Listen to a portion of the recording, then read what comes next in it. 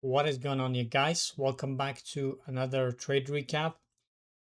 As usual, I am going to play the pre-market that I dropped on YouTube before the market open, and then we're going to do the recap. So let's watch the pre-market. We can expect a retracement at least to the 50% of this, or not the 50%, to this gap here.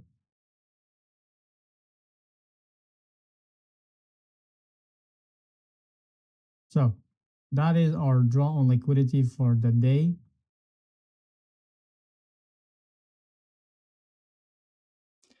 All right, so you saw that was the draw on liquidity for the day.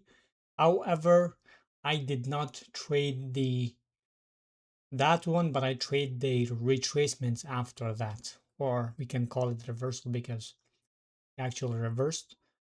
Now this is the gap that I mentioned in the morning. As you can see, we tapped right into this, but I did not get the trade into this one. So I traded the retracements because once we tapped into this, that was the draw on liquidity for the day.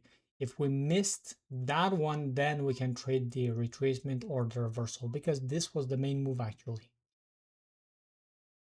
A little bit of a crazy price action, but still we managed to get a trade. So let's drop down to the 4-hour and see what happened.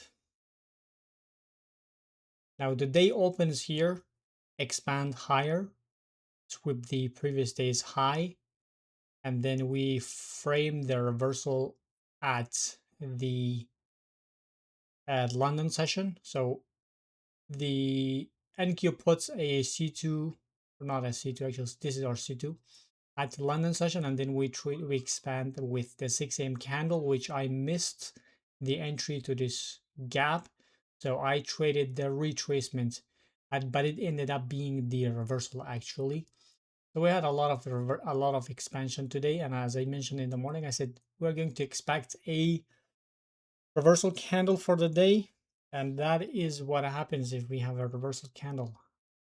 Go higher, come back lower, and go higher again.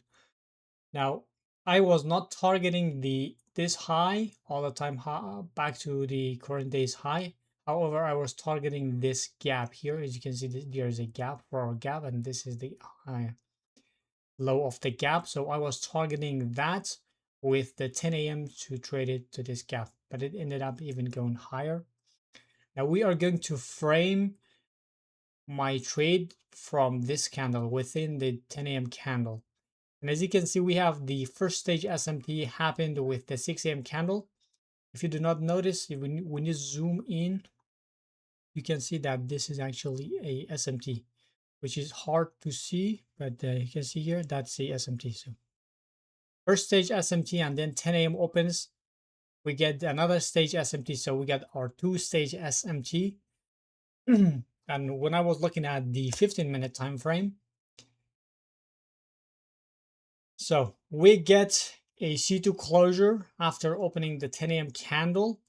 And the easiest target, at least if we are not going to expand to this 4-hour gap here, this would be the easiest target because we do not have any other draws on liquidity around this area. So it would be this high or this high.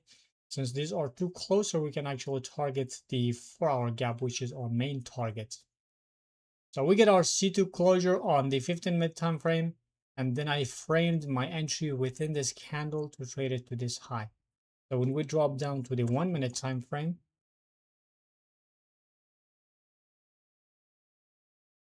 we can see that we had a